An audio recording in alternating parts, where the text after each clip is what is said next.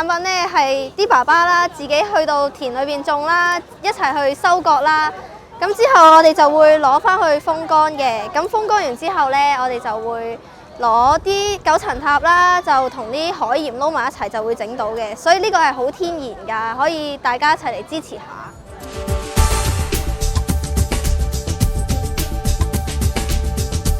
好陌生咯，從未聽過。係啊，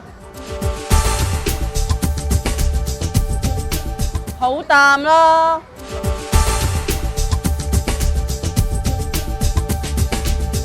最好就係入門口嗰一邊擺多幾個攤位，吸引多啲人流咯。可以多啲宣傳下咯。